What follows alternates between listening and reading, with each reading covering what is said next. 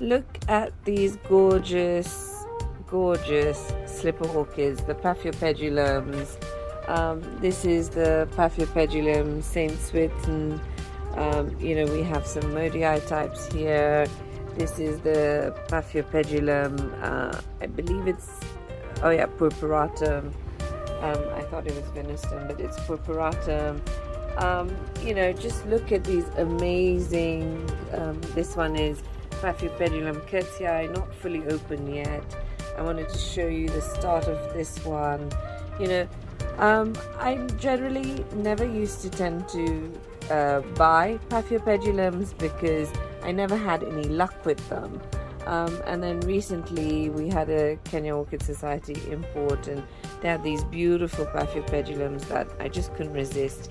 And honestly, I just thought I would try a few, and ever since I've really kind of really taken time to study them and kind of figure them out.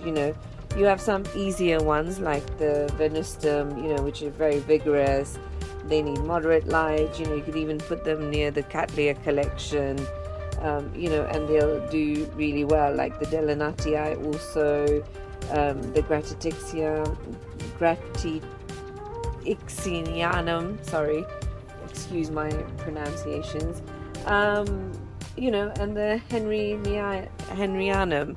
They all tolerate like moderate range temperatures, humidity, light. All of those are really kind of easy. Rothschildianum is also quite easy, but it takes a long time to kind of get it there. What I realized is that when I bought the Rothschildianum, what had happened is that it was a small plant, because obviously a huge mature plant will cost you nearly about $400-500. So I just needed to let it time to grow, and once it's grown and it's bloomed once, it keeps on blooming. So some of these paths you have to be really careful about that, And then there are some which are a little bit more difficult, like the Sandrianum, Schucaculii, Charlesworthii.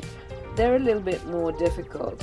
And then you have the big troublemakers, which are the Ferianum, Tigrinum, Sangii, Helenae, Armeniacum. All these require totally different kind of environments specifically for them. Like, one of the things that I know about the Ferianum is you can never let it dry out. You need to have it kind of watered, and you need to water it all the time. And the other thing with that is you cannot divide it. The Armeniacum, it grows on limestone. It likes it really cold. It needs a well-drained mixture. You can put oyster shells, because it actually grows on limestone. So it needs a lot more lime than the other kind of Paphiopedilums. You've got the which other one? The Schucaculii also. You should never let it dry out. Whereas on the opposite side, the Charlesworthii doesn't like being wet. So it doesn't like kind of sitting in a wet, they call it wet feet. So the Charlesworthii needs to dry out a little bit, in between waterings. So the Charlesworthii, you'll always see them in smaller pots, so the media can dry out quicker and things. So yeah, that's kind of a little introduction on Paphiopedilums. So what we're going to do today is we are going to repot the Paphiopedilum Gloria Naugle. It's a Rothschildianum and Micranthum hybrid.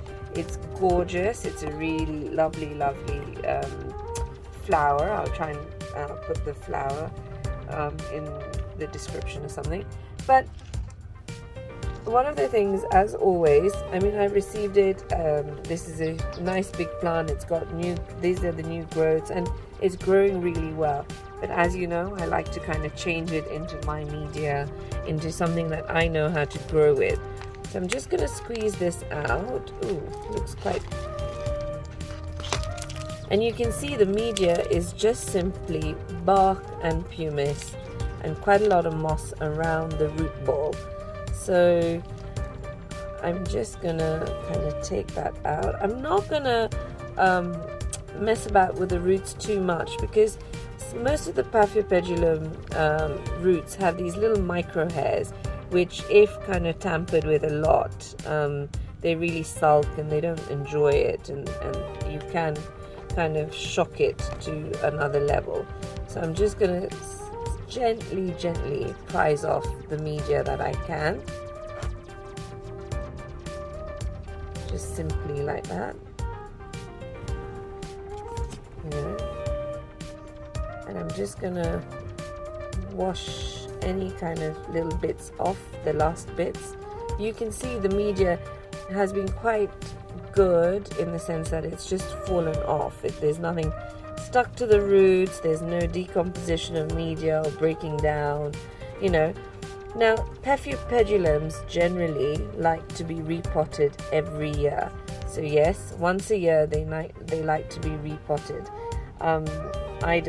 I haven't done that, to be honest, because I think sometimes it just becomes too expensive, and I kind of look at how the media's been and whether it's been flowering or not, and sometimes I kind of give it 2 years before I repot it. However, most of the advice out there is repot Paphiopedilums every year, except if they are multiflorals. So multiflorals means that on one stem you have more than one flower, like this Saints Within. That's a multifloral, right? So except for those, you need to repot them every year. That's probably why this media is so easy just to come off and stuff. So I'm just going to wash the roots before we soak them, we repot them. Right, so having washed them off, I can see only just this one root is kind of broken or things. So the rest of the roots look really nice and healthy, and everything is intact. So I'm not going to really tamper with it quite a lot. Right, so, and as you know, before I cut, the sterilization happened of the secateurs. So here's my media.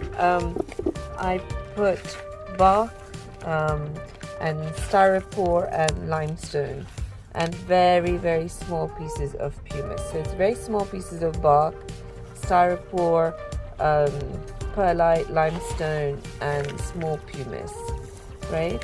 And I put a very little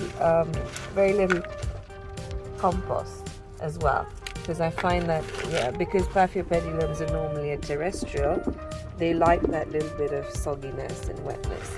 So, but because the roots are not so big and so thick, I normally tend to use this. I don't put moss because I've now got a sprinkler system which kind of sprinkles every day, mists every day and stuff. So I don't want it to stay too wet constantly. So I don't put moss. And again, I'm trying to stay away from moss because it's just becoming so difficult to find and get. And also it's just becoming quite expensive as well.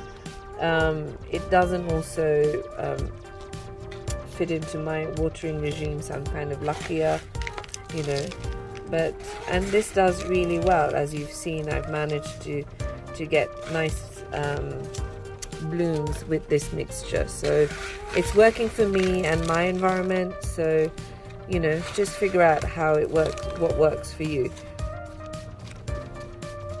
If you're somebody who doesn't water every day and needs that extra moisture retention, then please put in some moss, and then don't have too much bark or pumice, or don't add any pumice to it. I put pumice because it just to have that good drainage.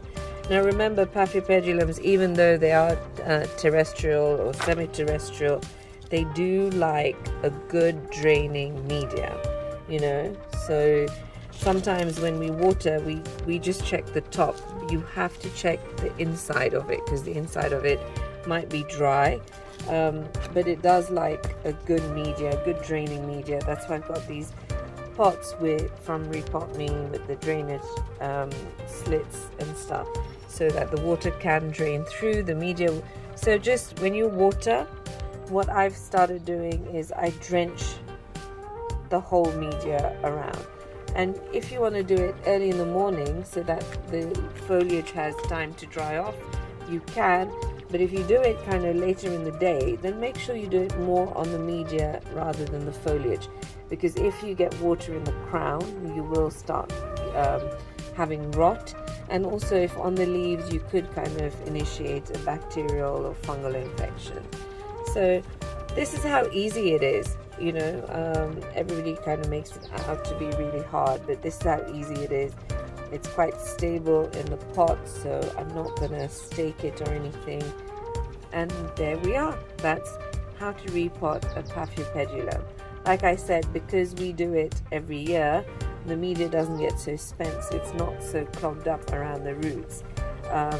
Because of those micro hairs on the roots, the Paphiopedilums love it to be a really good draining, good ventilated, well ventilated media.